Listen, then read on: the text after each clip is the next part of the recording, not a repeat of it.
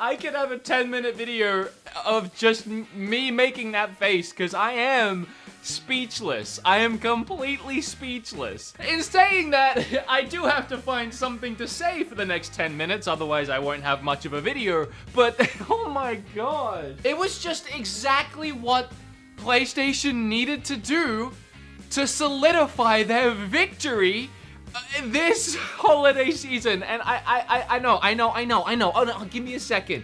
Because I actually am one of those people that kind of find it cringe when people try and find a winner in all of these events. When we have E3, everyone wants to figure out who won E3, and it's all subjective. There usually isn't, in my opinion, a clear-cut winner when it comes to something like this. But when we're talking about two consoles that are so clearly competing with each other this holiday season, that now, as we know, released 2 days from each other, and they both cost the same with some variations, but they both cost the same, that is competition, and there will be a winner. And as far as the build-up, PlayStation won this, man. I was left speechless after their event today. I streamed it on Twitch with about 1,500 of you, and I want to thank everyone that watched it with me. I am speechless. It's incredible. It's incredible. I can't believe it. I just didn't think anything really would happen today. In fact, I was surprised to find out their event was going to be 40 minutes, because in my mind, I was like, well, what could they possibly show that we wouldn't have already seen or we wouldn't know about? I assumed we'd be getting a price and a release date, and then maybe we take a closer look at some games we saw in the last event. But 95% of the games we saw in the last event. That last event, by the way, being awesome in itself, showing us some really cool games, but 95% of those games were nowhere to be seen today, because instead we got shown a whole bunch more new stuff, and Fortnite, but a whole bunch of new stuff. I can't believe it. I'm gonna go through this event and talk about all the things that excite me, but you know, I'm out here with a bold claim that probably isn't that bold to a lot of people, that PlayStation won, and I want to talk about why really quickly, and I want to say, yes, I'm standing here with a PlayStation shirt on and a whole slew of PlayStation games behind me, and it might make me come across like a fanboy if you don't know who I am. I am very split down the middle with all my consoles. I love them all for different reasons. It's so hard to still be as excited for Xbox as I am now, and we are all for PlayStation, because that event today was insane. Here's what Xbox had going for it originally. It had Halo, its flagship IP, releasing day one. That fell through. I could have a whole conversation about my theory as to why and what was going on with that game, but as it stands, that fell through and it got pushed back to 2022, which, good call by 343, because that game clearly wasn't ready, but that left Xbox launching a console with no exclusive, no reason to really pick it up. The only other thing Xbox had going for it, unless you really are into specs and it's technically a more powerful console, the only thing it really had going for it was its backwards compat. The fact that it could play a whole ton of games, a whole slew of games. It had Game Pass, where you could, you know, pay $10 and get like a bunch of games you can play day one, whatever. Game Pass is pretty great, and I'm not discrediting that. Game Pass is actually pretty great. But PlayStation came out, pretty much every PlayStation 4 exclusive that has come and gone is included in PlayStation Now, and you can play all of that day one. PlayStation took the one big thing Xbox had left going for it and said, well, we'll do that too. And then PlayStation matched the price. I can't, oh my gosh. If you haven't seen the event, let's go through it really quick and I'll show you what I'm talking about. Yet again, we had another PlayStation event with really no talking whatsoever. There was little snippets here and there of someone saying something to introduce a game, but it was pretty much just all gameplay all the time for another 40 minutes. This is how you do an event. So it very casually started with Final Fantasy 16. Yeah, I mean, this is the thing. I have never seen such a strong lineup going into a new generation of console. PlayStation hasn't missed a beat. This whole generation, they smashed out game releases one after the other right up until launch of the new. We just had Ghost of Tsushima. We just had Last of Us 2. Two of the biggest, and for some people, the best exclusives on this console. And in a couple months, we're getting the new one. Right up until the new one, they were smashing releases, and on the new one, they just got more coming. They haven't missed a beat. They've been It's insane. It is insane. I can't believe it. A new Final Fantasy. We also saw gameplay in here too, by the way, and it looked very similar to 15. I think that's a good call because the gameplay was my favorite part of 15. Then we got to look at Spider-Man, and I mean, the last game was really good, so we can expect a lot of the same, but I think the thing they're really showing off here is just how much this PlayStation is doing. That fight on the bridge, there was so many lighting effects and destruction effects just while you're fighting, like not even in, like, during the gameplay. And then, I don't know way.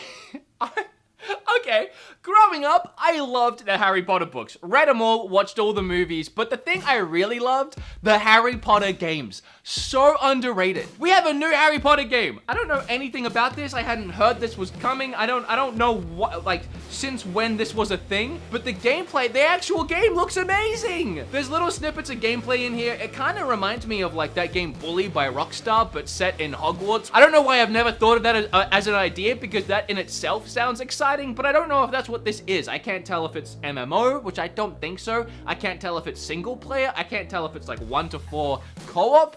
But either way, there are some really cool visuals going on in here. Parts that I'm hoping are actually gameplay, because holy crap, they look fantastic. Someone's doing the lawn behind me, by the way. So if you hear a lawnmower during this, I'm sorry. I couldn't wait. I was too excited. 2021, so that's next year. That's next year. I don't know if that's exclusive, actually. You can let me know down below. I don't think that was exclusive, but still very exciting. Oh, and then everyone's favorite franchise, Call of Duty. I don't mind Call of Duty, it's fine. Call of Duty definitely has a stigma around it, but they're doing some really cool things with these games. I really enjoyed the single player in the last game. This little snippet of gameplay they showed us of them chasing after this plane, it looked like something straight out of an Uncharted game. It's becoming an adventure that I don't want to miss out on, which is a weird thing to say about Call of Duty games, but they're doing some pretty cool things, and I suggest you take a second look at these games, if for anything other than just the single player. Speaking of Twitch, we got a spoopy, scary look at Resident Evil 8, a game that there is no way I'm playing on my own. I said to my chat today that if they end up putting it in VR as well, which I hope they do, that could be a really fun game to play on Twitch in VR. These Resident Evil games have literally become terrifying. They're not the Resident Evil games I remember by any means, but they are legitimately terrifying. So the only game we got to look at again today that I think we saw last time was Deathloop, which I do feel like needed another look at it, because I'm still very confused by this game. I want to say, by the way, PlayStation and Capcom, thanks for nothing, because I got very excited when I saw Devil May Cry. I thought maybe a 6th game, or maybe an expansion, maybe like a virtual expansion. I got so excited just to be told, DMC 5 is coming to PlayStation 5, which, yeah, I mean, okay. Although, I'm glad, because I love this game so much, and I think it was very underrated. We got this big look at the game in this PlayStation 5 event. Like, this is definitely the hype that this game needs. I want a Devil May Cry 6, so please buy this game so I can get that. Oh, another look at Oddworld. I think what they really highlighted here was the story and the cinematics. I think fans of this series and the original game are gonna really love this one. It's just like, there's nothing worth skipping over.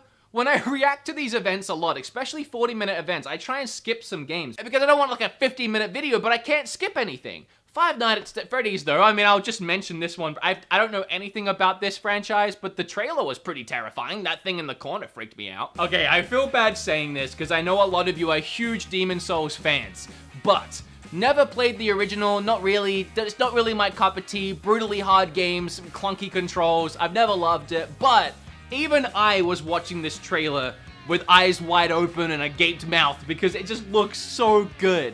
The combat is heavy and weighted. The visuals are stunning. I love that this trailer is literally showing that moment of someone that has tried beating a boss 100 times and he knows exactly how to get back there, and then finally getting to the awesome looking boss and just getting wiped out immediately. Like, oh, back to square one. You can't not get hyped looking at all these crazy over-the-top bosses. These dragons, these creatures, these beasts, like just looking up at them in awe and wondering how the heck I'm supposed to kill that. This event was almost over. There was like 5 minutes left.